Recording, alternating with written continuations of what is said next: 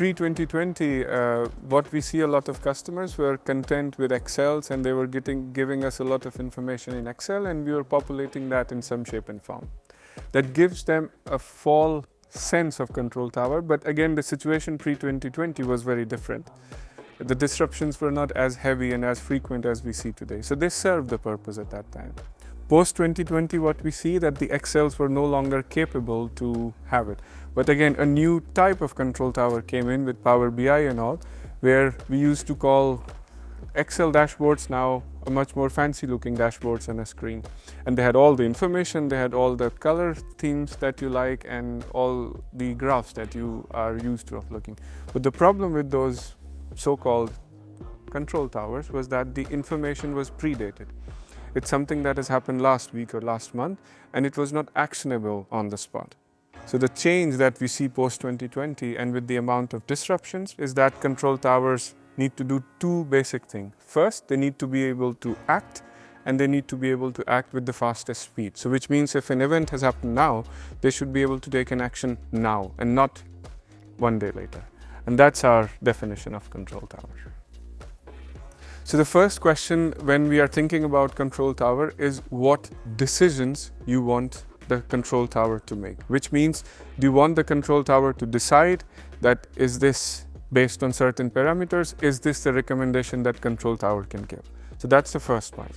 The second point is once you define that, you need to define what are the external aggregators, milestones, data points that need to connect to be able to take those answer those questions and decisions. And that's where we recommend, and that was the point earlier, that for that companies and the buyers should rely most likely on the external third-party providers, because that is where the expertise lies. To develop an own integrator ecosystem is probably too expensive and you won't be able to maintain it. So the recommendation is to go external and have the expertise from the outside.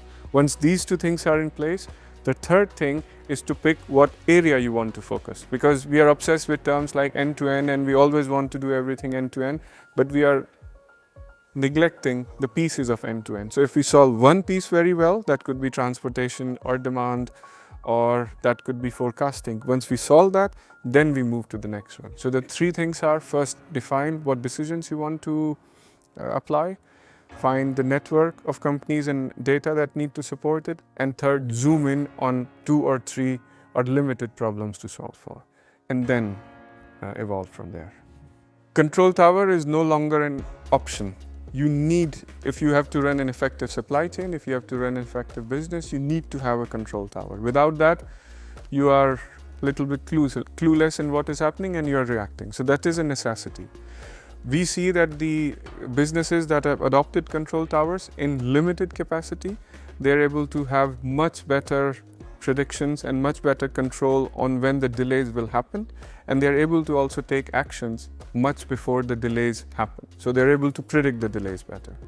Second thing is that with some early adopters, they're able to reduce their safety stock, which means if a delay has happened, they are able to relate that is this delay really impacting their demand? Is it really impacting their sales?